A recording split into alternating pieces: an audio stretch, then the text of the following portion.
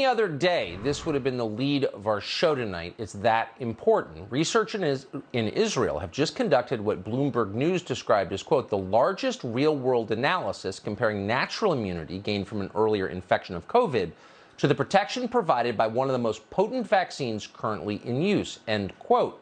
So what did the researchers find in this unprecedented large study? They found that vaccinated people are 13 times as likely to be infected with COVID compared to people with natural immunity gained from previous COVID infections.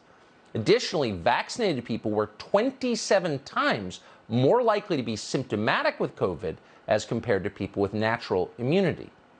So to the question, is natural immunity more effective than the vaccines? It seems that we have an extremely clear answer. Dr. Marty Makary is a Johns Hopkins University professor of public health. He joins us tonight. Doctor, thanks so much for coming on. This is something that you have suggested for an awfully long time, and it looks like now we have proof. Is that what we're looking at?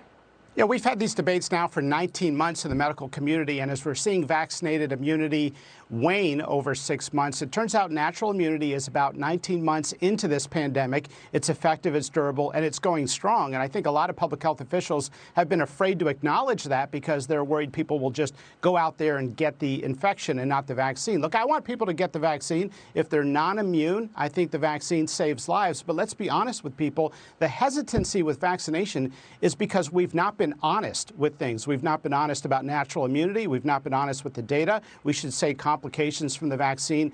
They happen, they occur, they're extremely rare, and it favors vaccination over natural immunity. But we got to acknowledge natural immunity is real. This study had 700,000 people in Israel. It affirms 14 other studies. And another one from Israel showed it was 6.7 times natural immunity was over vaccinated immunity. And the reason is you probably get more of an antibody response to the entire surface of the virus, not just the spike protein. And you get a cellular response, that is the B and T cell response. That may be more durable as well. So we can measure whether someone has natural immunity. We're not guessing about it. You can take a blood test. I've seen it. So why would, if it's more effective than the immunity conferred by the vaccines, why would we be mandating the vaccines on people who have more effective immunity already? That seems insane, I think would be one word for it. Look, I think public health officials took an edict from the top, and it was almost as if it was a political talking point that we need to get every American vaccinated, and anything else that suggested otherwise, be it the data on natural immunity, it was downplayed. And if you look at the CDC's own website on the chickenpox vaccine, they tell you not to get it if you had chickenpox in the past. It's the same immune system. It's just this immunity has been politicized with this talking point from on high. Look, the medical establishment had a hypothesis that natural immunity was not going to work. That was a bad hypothesis. It was wrong. The data has now shown that. And because of that, they've lost credibility, and we lost the opportunity to ration the vaccine better if we would have told those with natural immunity to step aside when we were supply constrained. It's still a problem overseas. They look to the United States for medical leadership. We should be talking about natural immunity.